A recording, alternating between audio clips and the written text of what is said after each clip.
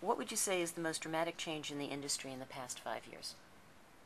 Well, there's no question that the DVR has made the biggest impact. I think there's two technologies that changed television fundamentally.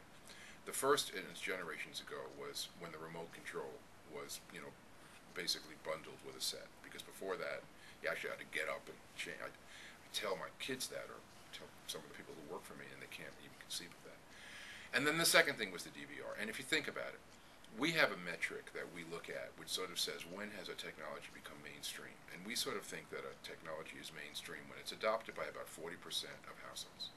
By that criteria, the DVR is still an emerging technology, believe it or not. In other words, it has not really met that threshold, although it's come very close. But if you think about what's happened, the DVR has changed how people think about TV. The DVR has changed our basic measurement. We've gone to the commercial 3 rating as opposed to, program level ratings. It changes how we evaluate the success of a program because you just can't look at the rating for that day. In other words, the rating for Heroes, let's say, is only 75% of what it will ultimately be when we add in the week's worth of DVR. So 25% of people who see that show, its final rating, is time shifted. And that's the same thing for shows like, The Office, 30 Rock, and so forth. So, if you look at a rating, a live same-day rating, you get a very different perspective on, how popular a particular show is. So I always think of the DVR as a frenemy. Okay, it's a friend in that people who have DVRs use TV more. It increases the reach of a show. A show like The Office in pre-VR DVR days, going up against a behemoth like Grey's Anatomy, would just be toast. Now people watch Grey's Anatomy, they DVR The Office, and they play it back later on. So I mean, it gets a reach that it never would have gotten. Enemy, well, we know that there are people who skip commercials. Not as many as people think, but clearly, people do use it to skip commercials. The fact is, though, that what we're beginning to learn is that without the DVR, the live rating is going so low that the commercial rating is actually enhanced by the DVR playback. Because even though folks will skip through some commercials, what we make up in more people watching that program, even though some of them are skipping, means that the C3 rating for that show ultimately can be higher than if we basically, didn't have a DVR. So the DVR has caused all kinds of interesting disruptions. The final disruption is, as people put shows on their, season pass, how do you develop new shows? I mean, the way God intended was you had a hit show, you put the new show behind it, the flow, people, But now so many people, or not so many, but a lot of people, just aren't thinking about television in a linear way.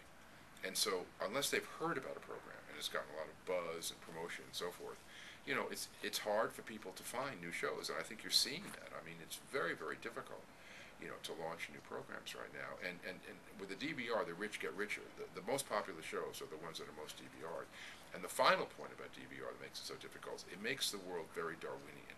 Because if you're sitting there with a disc full of programs you wanted to watch that you haven't had a chance to watch, you're certainly not going to watch what we used to call the least objectionable program.